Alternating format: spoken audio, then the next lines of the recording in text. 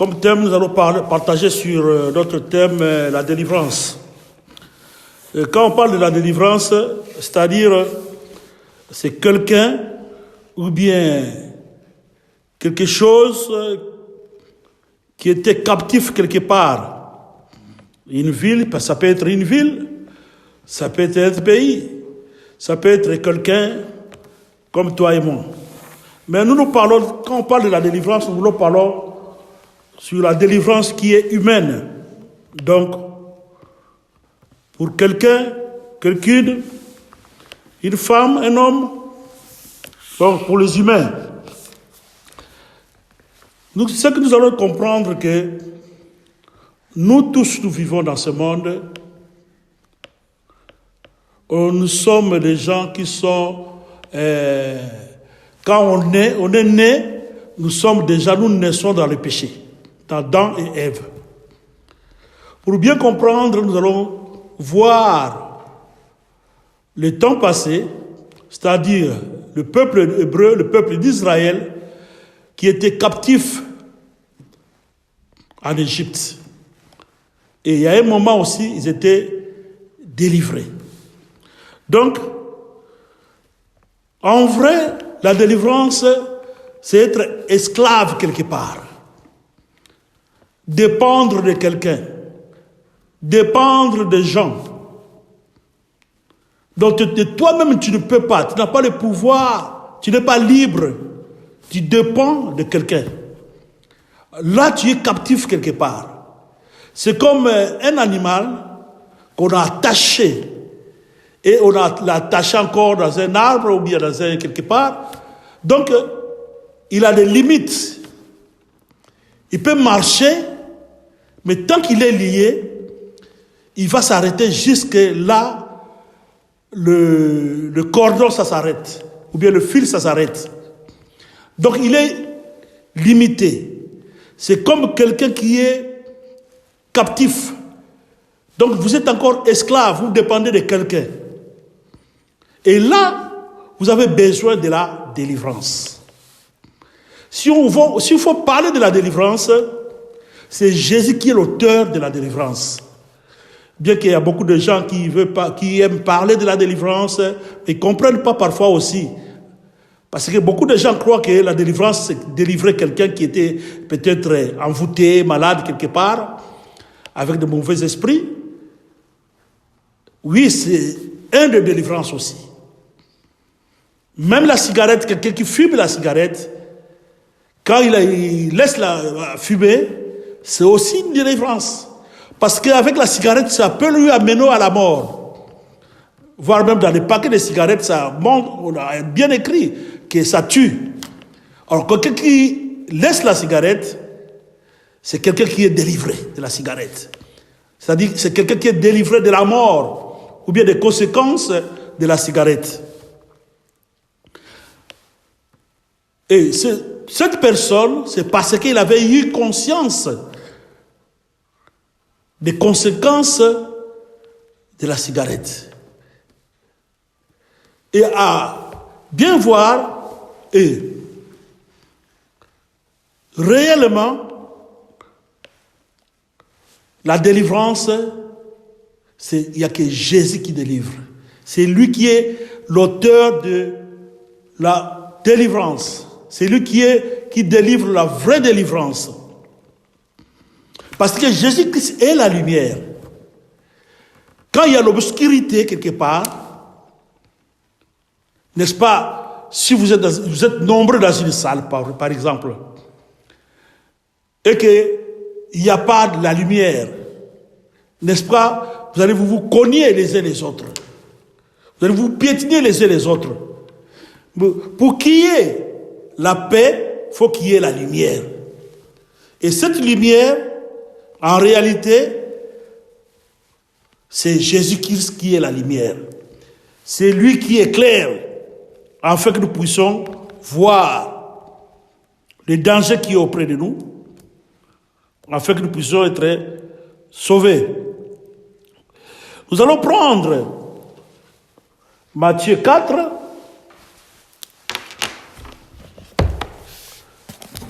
14 à 17, la Bible nous dit, pour bien comprendre, c'est à Matthieu 4, 14 à 17,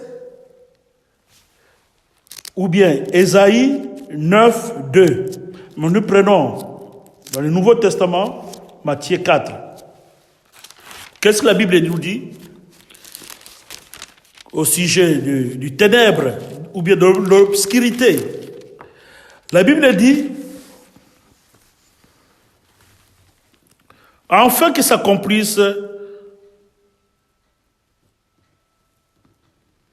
ce qui a été annoncé par Ésaïe, le prophète. Le peuple de Zaboulon et de Nephtali, de la contrée voisine de la mer, du pays au-delà du Jourdain, et de la Galilée, de païens, ce peuple assis dans les ténèbres a vu une grande lumière, et sur ceux qui étaient assis dans la région de l'ombre de la mort, la lumière s'est levée. Dès lors, Jésus commença à prêcher et à dire, repentez-vous, car le royaume des cieux est proche. Amen. Donc on voit, si on regarde aussi dans Ésaïe 9, on parle toujours de l'ombre de la mort, de l'obscurité. Et c'est Jésus qui est la lumière qui était venu pour éclairer le monde. Nous qui étions dans l'obscurité, c'est-à-dire où le diable régnait, mais quand Jésus est venu, il est venu pour nous sauver. À tous ceux qui vont accepter Jésus, ils ont la délivrance. C'est Jésus qui est l'auteur de la vraie délivrance. Parce que la vraie délivrance, tout d'abord, c'est de quitter les ténèbres et d'aller dans la lumière. Du ténèbre à la lumière. C'est ça la vraie délivrance. Et c'est Jésus qui est la porte ou l'auteur de la délivrance. Vous allez voir Moïse qui était dans Égypte. Dieu lui a confié cette mission pour délivrer son peuple. Ils étaient en esclaves en Égypte. Pour comprendre que quelqu'un qui est captif, c'est comme quelqu'un qui est mort. Parce qu'il est esclave quelque part. Il dépend des gens. S'il faut manger, on lui donne à manger. Si on ne peut pas manger, on ne lui donne pas à manger. Donc il ne dépend pas de lui-même. Il dépend des gens. C'est ce que les peuples d'Israël, ou bien le peuple hébreu, ils ont subi en Égypte. Ils étaient esclaves, ils travaillaient pour les Égyptiens, pour les intérêts des Égyptiens. Mais Dieu, comme un plan merveilleux, il avait suscité Moïse afin qu'il soit quelqu'un qui va amener la libération ou bien la délivrance à son peuple. Vous savez, Dieu est esprit. On ne le voit pas comme ça. Il utilise, il travaille seulement, pas toujours, mais il travaille aussi avec nous. Voilà pourquoi il avait choisi Moïse afin qu'il puisse libérer son peuple en Égypte. Vous verrez que s'il faut parler de la délivrance du peuple d'Israël, vous allez voir que le pharaon, dans ce temps-là, n'avait pas voulu libérer le peuple de Dieu. Mais Dieu avait touché, c'est Dieu qui avait touché le cœur de Pharaon de ne pas lâcher pour un moment. Et puis à un moment, Dieu voulait démontrer sa puissance afin que vous puissiez savoir, connaître le Dieu de Moïse ou bien le Dieu de ce peuple-là, le peuple hébreu. Et Dieu avait manifesté sa puissance. Et à la fin, Pharaon avait libéré le peuple de Dieu en Égypte. Malgré ça, il les avait suivis dans le désert afin qu'ils puissent finir avec eux. Mais on voit que ils étaient tombés dans la mer, ils étaient engloutis dans la mer. Parce que c'est Dieu qui combattait pour eux. Alors on voit la vraie délivrance, la délivrance. S'il faut parler de la délivrance, il y a une seule délivrance.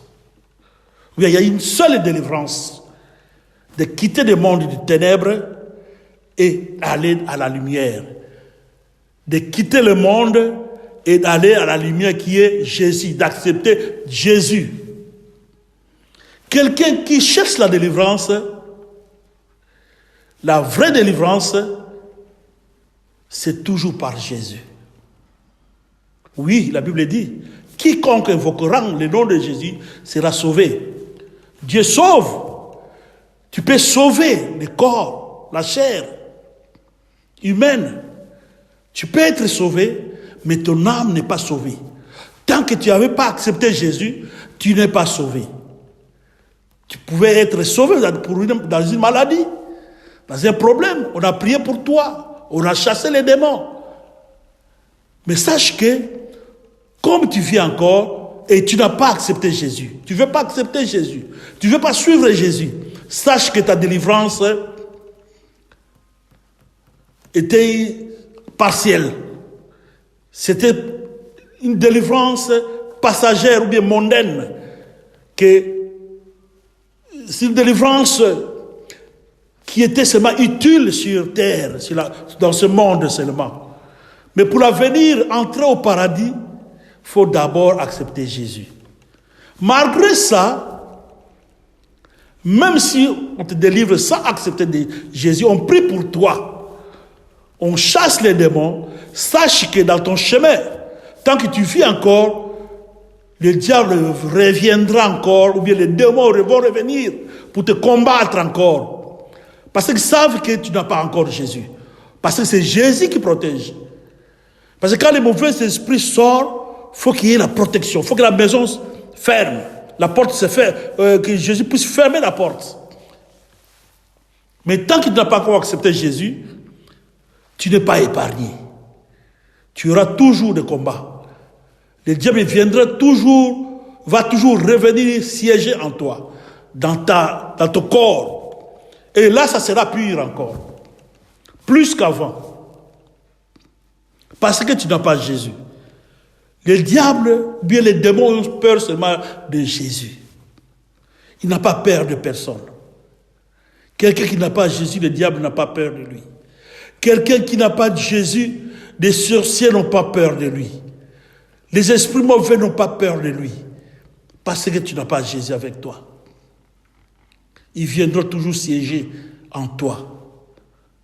Voilà pourquoi vous voulez voir ce peuple-là, quand ils sont allés dans les déserts, marcher dans les déserts, Moïse les a délivrés en Égypte, ou bien Dieu les a délivrés en Égypte. Maintenant, ils étaient dans les déserts. Mais dans les déserts en question, Pharaon n'a pas cessé, il continuait à le poursuivre encore. C'est comme quelqu'un qui est délivré d'une maladie, d'un problème, sans accepter Jésus. Voilà pourquoi vous verrez quand le peuple d'Israël était dans le désert, il y a beaucoup qui mouraient. Parce que, à cause de leur péché, ils n'écoutaient pas ce que Moïse disait. Donc, je veux dire que c'est le péché qui va te faire encore, ouvrir une porte en toi. Parce que tu n'as pas encore Jésus. Et là, vous allez voir, qu'est-ce que Dieu avait fait? Il avait dit à Moïse de fabriquer un serpent d'airain, ou bien de fer, et de mettre ça en haut, afin que toute personne qui sera mordue par les serpents, ou bien par les scorpions, qui ne meurt, dès qu'il va regarder ce serpent d'airain, il ne va pas mourir.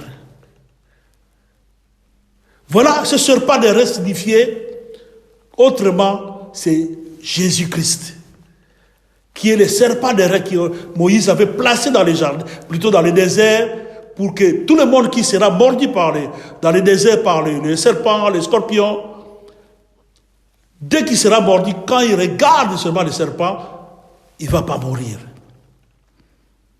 Et à nos jours, c'est celui Jésus. C'est Jésus.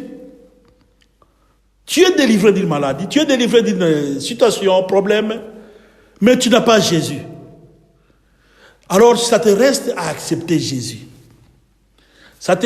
Il reste à accepter Jésus ou bien à recevoir Jésus et suivre Jésus. Sans ça, tu vas mourir dans les déserts. Autrement, les déserts, c'est le monde que nous sommes. Nous marchons encore. Direction Canaan. Ou bien la terre promise. Ou bien le paradis. Mais tant que tu as encore vie, tu as le souffle de vie, alors il faut accepter Jésus. Il est grand temps d'accepter Jésus.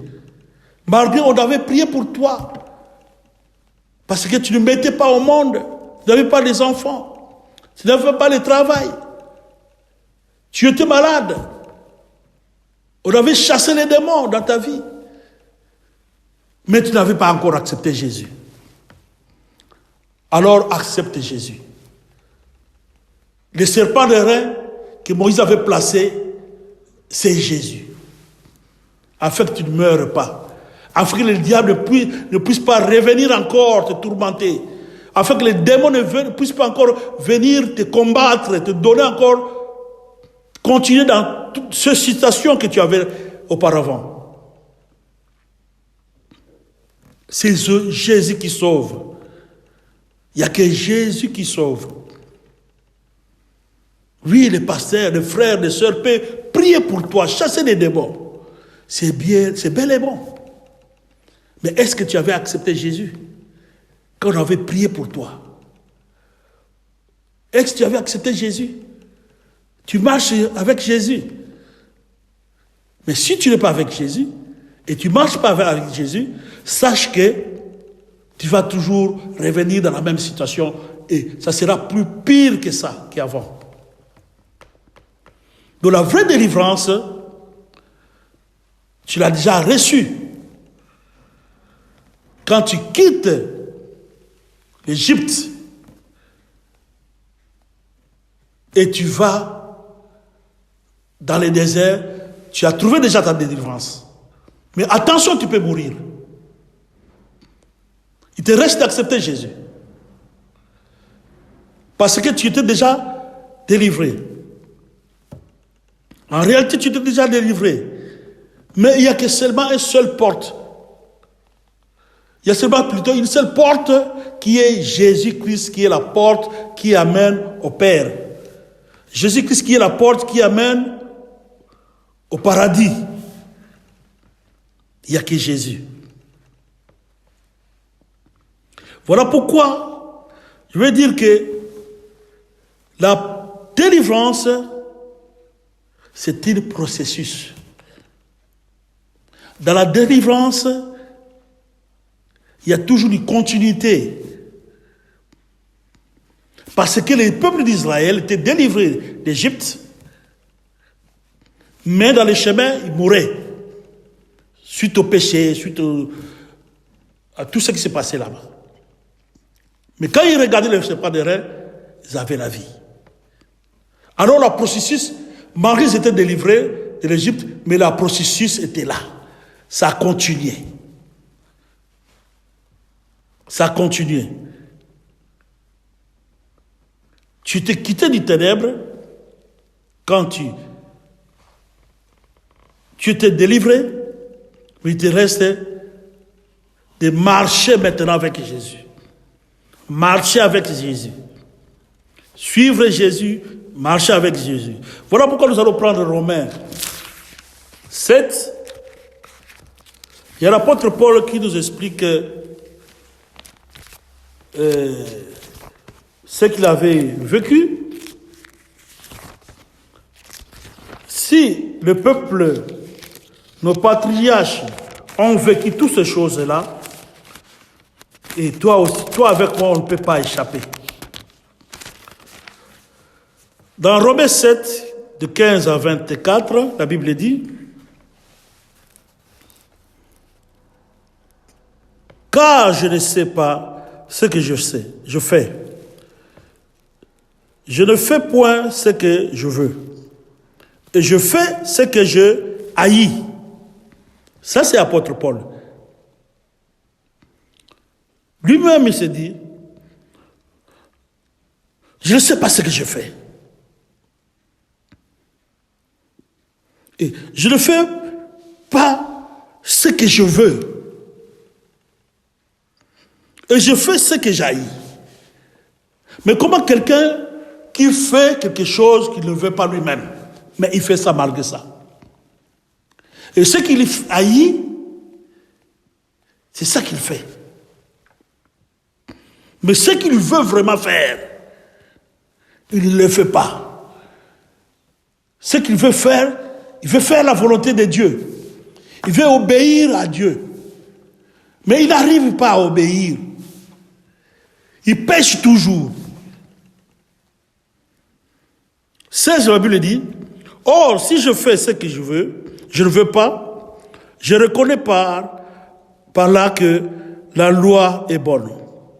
Et maintenant, ce n'est plus moi qui le fais, mais c'est le péché qui habite en moi. » Il dit que s'il ne fait pas ça ce qu'il veut, s'il ne veut pas faire la volonté de Dieu, et il fait le mal, parce qu'il a encore le péché avec lui. Or, quand tu marches toujours dans le péché, de ce que tu fais là, tout ce que tu fais du mal, sache qu'il y a un esprit derrière ça, qui te pousse à faire ça, qui te pousse à pécher chaque fois. Quelqu'un qui avait accepté Jésus. Mais il lui arrive tantôt à faire ce qui est mauvais, malgré que c'est que c'est pas bon. Ce que je fais, ça peut m'arriver, ça peut m'emmener dans le mal. Et le Seigneur ne sera pas content. Dieu ne sera pas content. Malgré ça, tu fais ça. Tout ça, c'est parce qu'il y a un esprit qui te pousse de faire ça. Ce n'est pas le Saint-Esprit, mais c'est l'esprit mauvais qui te combat. C'est un combat de la foi. C'est un combat de la foi de ne pas croire ou de ne pas mettre en pratique la volonté de Dieu. C'est un combat de la foi ou bien un combat spirituel. Mais à comprendre ça, s'il faut lire jusqu'à 24, nous allons remarquer d'abord ce que j'ai dit, c'est que lui-même, apôtre Paul, il avait remarqué ça. Il ne fait pas ce qu'il veut. Et ce qu'il haït, il fait ça. Alors bon, il sait lui-même, sa conscience lui a interpellé. Alors c'est le premier des choses dans la vie d'un chrétien ou bien de quelqu'un, d'une personne, ce que nous appelons la prise de conscience. La processus plutôt dans la délivrance, ou bien la vraie délivrance aussi, c'est une prise de conscience. Si toi-même tu trouves ce que tu fais, ce n'est pas vraiment bon par rapport à la volonté de Dieu, sache que tu vas lentement et doucement dans le ravin. Donc, ta conscience doit toujours t'interpeller que tu es dans le mal. Alors, il faut revenir à Dieu. Il faut revenir à la parole. Qu'est-ce que dit la parole? Qu'est-ce que sont les conséquences à tout ce qui pêche? Les conséquences du péché. Le salaire du péché, c'est la mort. Alors, L'apôtre Paul avait cette prise de conscience. Et quelqu'un qui est conscient de lui-même, c'est lui qui peut se mettre debout à prier maintenant. Prier, demander pardon à Dieu, consciemment, regretter ses péchés. Demander le soutien, s'appuyer à Dieu dans la prière. S'appuyer, se confier aussi à aux serviteurs de Dieu. Prier pour lui soutenir à la prière. Faire l'effort d'abandonner. Parce qu'en toi-même, ta conscience t'interpelle maintenant. Or que si ta conscience ne t'interpelle pas, c'est difficile pour te délivrer de quelque chose qui t'amène à la ruine. Il faut d'abord ta conscience. Or, ce qui nous amène d'abord à la prise de conscience, c'est d'abord la parole de Dieu. C'est à travers la parole de Dieu. C'est ça le livre de la loi. C'est la parole de Dieu qui va t'amener. C'est la parole de Dieu qui va t'éclairer. Voilà pourquoi c'est la parole de Dieu qui délivre quelqu'un. Et apôtre Paul, la Bible dit, je continue. Et si je fais ce que je ne veux pas, ce n'est plus moi qui le fais, c'est le péché qui habite en moi. Je trouve donc en moi cette loi quand je veux faire le bien. Le mal est attaché à moi, car je prends plaisir à la loi de Dieu, selon l'homme intérieur. Mais je vois dans mes membres une autre loi qui lutte contre la loi de mon entendement et qui me rend captif de la loi du péché qui est dans mes membres. Donc sa conscience lui a interpellé. Il a vu que dans ses membres, dans son corps, il y a quelque chose qui lui amène à faire les péchés. Tes membres, ta bouche peut t'amener aussi à faire les péchés, à injurier, à parler le mal des gens, à critiquer les gens, à insulter les gens. C'est des petits membres, la bouche, la langue. Mais ça peut brûler toute une ville. Ça peut brûler quelque part. Ça peut diviser les gens. Mais c'est une petite membre. De ta bouche peut t'amener aussi dans les péchés ou bien à la mort. Voilà pourquoi nous, en tant que les enfants de Dieu, nous devons toujours tourner notre langue cette fois, avant de dire quelque chose, ou bien de prendre une décision, de parler quelque chose, de faire très attention. Parce que le diable profite à travers notre bouche, à travers nos langues, de parler le mal, afin que ça puisse mettre le feu quelque part, diviser les gens. Ta main aussi peut t'amener dans le mal. Tes organes dans ton corps peuvent t'amener dans le mal. Croyant que tu fais ça, mais il y a un esprit derrière ça. Il y a un esprit d'impudicité en toi.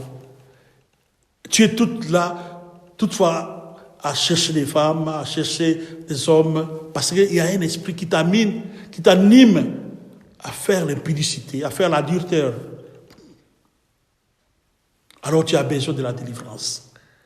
C'est ça, le processus de la délivrance.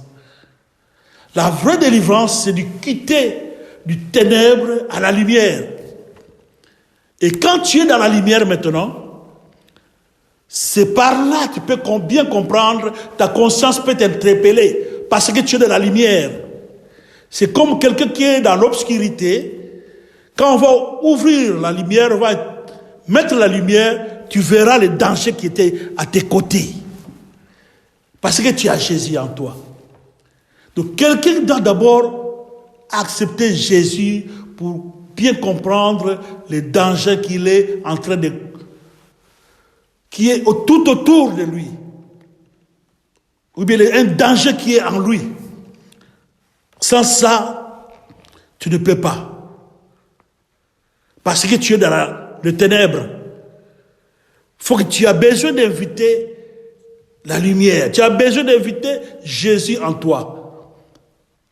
En fait, que tu sois bien éclairé et tu sois bien protégé. Et que peut-être cette délivrance soit une délivrance vraiment bien affermie, une délivrance, une vraie délivrance. Parce que c'est Jésus qui va te protéger. Là, l'homme de Dieu, Paul parlait, il servait déjà Dieu. Mais il y avait toujours des situations qui nécessitaient la délivrance. Voilà pourquoi la délivrance est un processus. Tant que tu vis dans ce monde, tu as besoin de la délivrance. La délivrance pour insulter les gens. La délivrance pour fumer la cigarette. La délivrance pour l'ivrognerie, l'excès de l'alcool.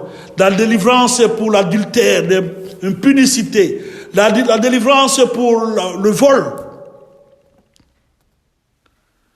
Bien que quand on est déjà enfant de Dieu, tu n'es plus pécheur, mais tu peux tomber dans le péché. Parce que c'est un combat de la foi. Le diable ne cesse pas. J'avais dit quand le peuple d'Israël, ils ont quitté l'Égypte, sont allés dans les déserts, marchaient dans les déserts, mais Pharaon n'avait pas cessé, il poursuivait le peuple de Dieu. Le diable et le démon viendra toujours te combattre. Alors tu as besoin de Jésus. Afin que tu sois protégé, afin que tu sois dans une protection qui est assurée, qui est Jésus. Parce que c'est lui qui est la porte, qui amène au Père. C'est lui qui est aussi la porte de secours. Ou l'issue de secours, c'est Jésus. Qui nous garde, qui combat à notre place. Parce qu'en toi-même, tu ne peux pas. Il combat à notre place. À travers tes prières que tu vas commencer à prier. Que Dieu prie, Dieu délivre-moi. Dieu combat pour moi. Comme tu es un enfant de Dieu déjà, Dieu peut te délivrer. Il peut te diriger vers d'autres personnes, prier pour toi. Mais la vraie délivrance, c'est d'abord la prise de conscience, c'est-à-dire toi-même. Ça vient tout d'abord de vous-même. De prendre une décision d'abandonner le mal, de ne plus continuer avec ça. Si d'autres personnes peuvent venir, c'est pour te soutenir seulement. C'est ça, c'est ce que l'apôtre Paul avait vécu. Il luttait dans la prière contre le péché. Il demandait le soutien. Voilà pourquoi il dit, la Bible dit, au verset, je peux continuer. Mais je vois dans ce verset 4, la Bible dit, misérable que je suis. Qui me délivrera de ce corps de mort? Alors il avait besoin de lui-même se demander, qui me délivrera de ce corps de mort? Quelqu'un qui marche encore comme ça, c'est comme quelqu'un qui est encore mort. Tu as besoin de la délivrance. Tu as besoin qu'on puisse prier pour toi. Voilà pourquoi tout le monde dit la délivrance, la délivrance. Oui, la délivrance est un processus. On doit prier pour toi. Mais toi-même, tu dois d'abord avoir cette décision, cette prise de conscience d'être délivré et de s'appuyer, de s'attacher à Jésus qui est la lumière, marcher, obéir dans la parole de Dieu pour que ça soit une bonne ou bien une vraie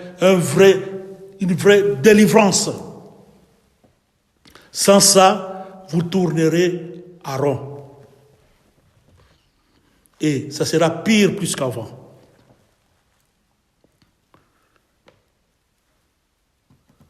La vraie délivrance, c'est Jésus qui est l'auteur de la vraie délivrance. Vous devez crucifier cette vieille homme, nature, tout ce qui se faisait avant. Ne pas revenir à ce que tu avais abandonné. Et la vraie délivrance, c'est de méditer chaque jour, ou bien de méditer et de mettre en pratique la parole de Dieu. Quelqu'un qui médite plutôt la parole de Dieu et le met en pratique. C'est-à-dire, vous méditez, vous priez, vous mettez en pratique. Ce n'est pas méditer seulement, lire seulement, mais le mettre en pratique. De toi-même, même si on ne prie pas pour toi, il y a des choses que tu peux laisser sans qu'on puisse te supporter par quelqu'un.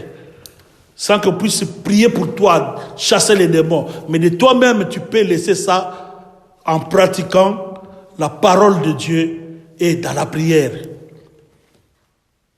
Comme les choses comme les cigarettes, tu peux l'abandonner de toi-même sans qu'on puisse prier pour toi. Prendre seulement une décision. L'alcool, tu peux l'abandonner. Excès d'alcool,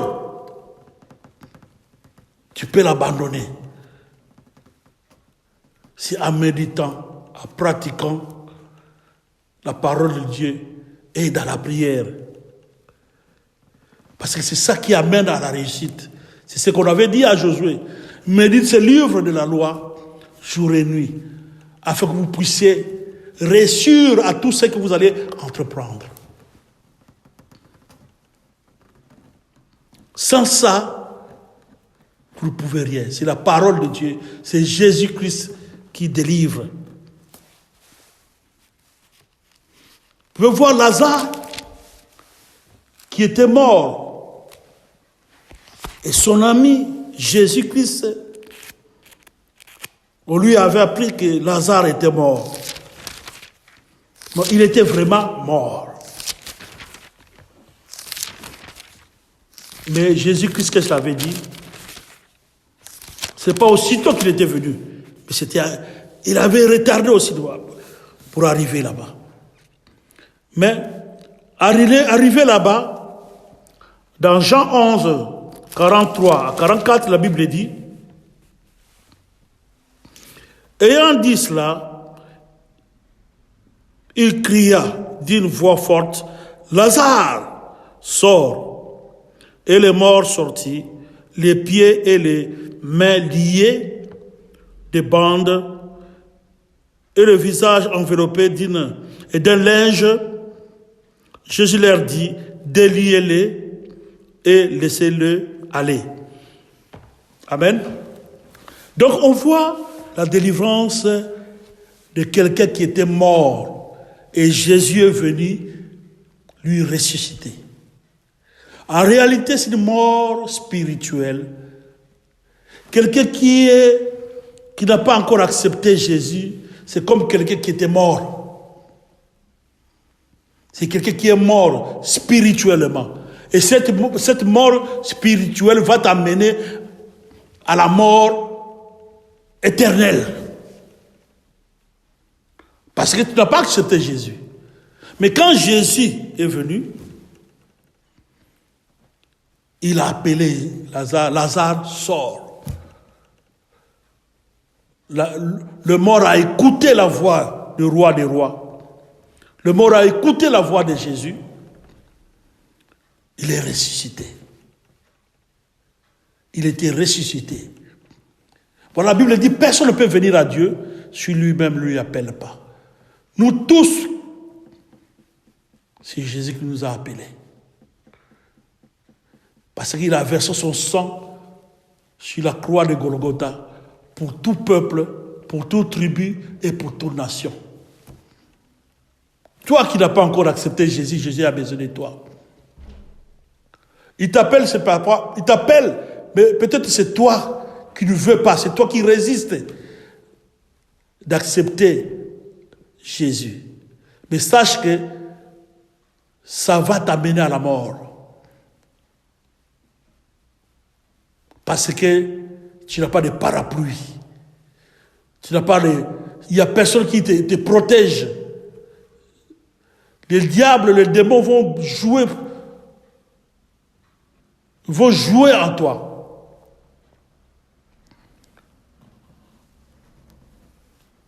Parce que tu n'es pas protégé. Et sache que tu iras en enfer. Parce que tu n'as pas voulu accepter Jésus. Parce que c'est Jésus qui est la porte qui amène au Père. C'est Jésus qui est le chemin, la vérité, la vie.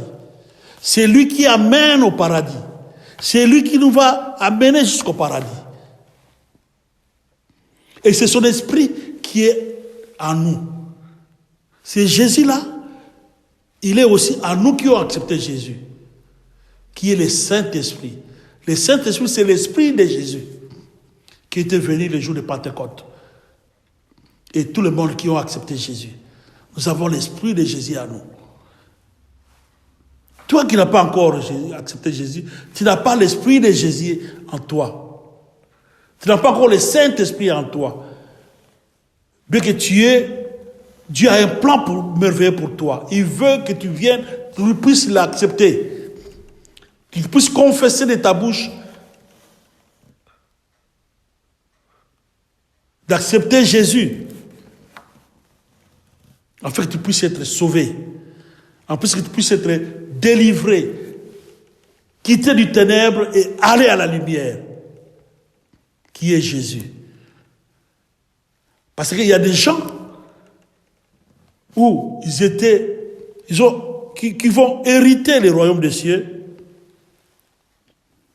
sans même qu'il y ait un processus dans la délivrance de tout ce que je suis en train de citer. Il y a des gens comme ça. On va arriver. Voilà pourquoi vous allez voir, Lazare était ressuscité. Il était délivré. Et la Bible dit, quand Jésus l'avait ressuscité, c'est-à-dire délivré de la mort, et il était maintenant la vie. C'est comme quelqu'un qui quitte le monde et il accepte Jésus. C'est Jésus qui donne la vie. C'est Jésus qui est la vie. Et Jésus, qu'est-ce qu'il a dit? Toujours dans ce verset-là, il a dit, parce qu'il était lié de bandes, Jésus leur dit, déliez-les et laissez-les aller.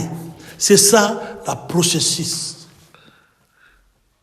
Ça, ce n'est que le processus de la délivrance.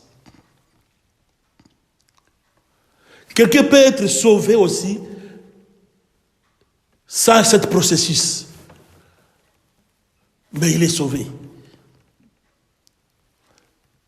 Il y a le voleur dans la croix qui avait accepté Jésus sur place. Il avait accepté Jésus sur place. Dans Luc 23, 42 à 43. Là, c'est la souveraineté de Dieu qui oblige maintenant. Dieu est souverain. Tu verras que aussitôt le brigand avait accepté Jésus, c'est-à-dire il avait reconnu Jésus, et Jésus lui avait dit, toi avec moi nous serons au paradis aujourd'hui même. Toi avec moi nous serons au paradis. Parce que il avait accepté Jésus. Donc il était sauvé. Il avait quitté ce qui est le ténèbre, il avait accepté la lumière qui est Jésus. Et il était sauvé, sans processus qui se poursuivait. Aussitôt, il était sauvé. Il n'y avait plus de processus de la délivrance. Donc il avait accepté Jésus, puis il était mort. Mort, mais il avait hérité le royaume de Dieu, le paradis. Et dans les cas de Lazare, il y avait du processus à suivre parce qu'il était encore en vie. Il était ressuscité, quitté des ténèbres à la lumière, mais on devait lui délier. Parce que délier, c'est quelque chose qu'on avait attaché, et puis ouvrir. Ou bien quelqu'un l'avait attaché avec des bandes, comme la Bible dit. Il était attaché dans les bandes, dans les cordes, tout ça. Et on devait délier pour marcher, pour ne plus avoir de limites. Pour ne plus avoir de limites. C'est ça la processus dans la délivrance. Et Lazare était délivré. Il y a beaucoup qui connaissent Jésus. Il y a beaucoup qui parlent de Jésus. Mais ils sont morts spirituels. Ils ne veulent pas accepter Jésus. Ils ne veulent pas recevoir Jésus. Ils parlent seulement de leur bouche. Mais ils ne veulent pas accepter Jésus et mettre en pratique, suivre Jésus. Sur le cas de Lazare, il était mort spirituellement. Mort dans ce que la Bible dit, il était mort dans la chair et puis ressuscité. En réalité, spirituellement, c'est une mort spirituelle. Et quand tu acceptes Jésus, tu as la vie. Et cette vie, tu dois la conserver. À travers la parole de Dieu et mettre en pratique ce qui est la parole de Dieu et suivre Jésus. Entre-temps, tant que tu vas vivre toujours, tu vis encore, il y a toujours des choses que tu vas enlever dans ta vie que tu avais avant. Moi, quand j'avais accepté Jésus, j'ai allé à l'église au début, mais j'ai fumé encore la cigarette. Mais j'avais pris une décision. Je me suis décidé qu'à partir de demain, je ne vais plus commencer à fumer et je ne vais plus boire de l'alcool. Et ma décision, Dieu m'avait donné cette grâce-là. Bien, Dieu m'avait supporté et Dieu m'avait délivré de la cigarette et de l'alcool. Parce que moi-même, j'avais pris cette décision de ne plus fumer et de ne plus prendre de l'alcool, donc saouler de l'alcool. Alors toi-même, tu peux se faire délivrer par rapport aux petites choses qui te tourmentent à travers la parole de Dieu, la prière. Toi qui as déjà accepté Jésus, je dis, toi qui as accepté déjà Jésus, tout ce qui te tourmente là, c'est comme l'apôtre Paul. Il avait constaté, il a dit que je veux faire ce que je veux, mais je ne le fais pas, je n'arrive pas à le faire. Et ce que je veux, j'ai haï, je le fais. Alors toi-même, il faut qu'il y ait cette prise de conscience, de comprendre que tu es dans le mal. Alors, l'apôtre Paul dit, qui me délivrera? Qui me délivrera? Qui va te délivrer de cette impudicité? Qui te délivrera dans l'adultère? Qui te délivrera à insulter, à critiquer les gens, à parler du mal des gens? Il n'y a que Jésus. Toi qui as déjà accepté Jésus plutôt, mets en pratique la parole de Dieu. S'il faut demander la prière aux frères, aux sœurs ou bien aux hommes de Dieu, demande la prière parce que c'est un processus. Ça ne fait pas de toi un pécheur. Tu es déjà un enfant de Dieu, mais La délivrance, c'est du processus. Les choses qui ne vont pas, humilie-toi, demande cette délivrance. Apôtre Paul, cherchez qui me délivrera. Alors la délivrance, c'est un processus. Mais cherche d'abord cette grande, de quitter le monde du ténèbre, ou bien de quitter les ténèbres, toi qui n'as pas encore accepté Jésus, et de recevoir Jésus. C'est ça la délivrance, la vraie délivrance.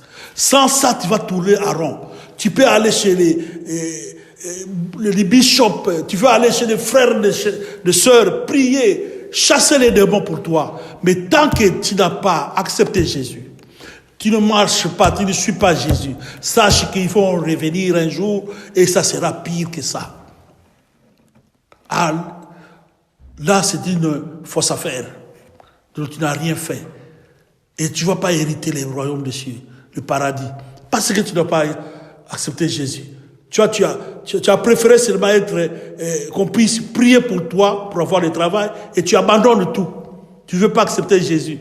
Et celui qui délivre, c'est Dieu. C'est lui-même Jésus qui délivre. C'est une personne qui délivre. Dieu utilise seulement des gens. De toi-même aussi. Comme un chrétien, si tu es déjà un chrétien, tu peux prier pour d'autres choses et tu verras que tu seras stable. La délivrance, la vraie délivrance, c'est Jésus qui est l'auteur de la délivrance. Et c'est lui qui est souverain.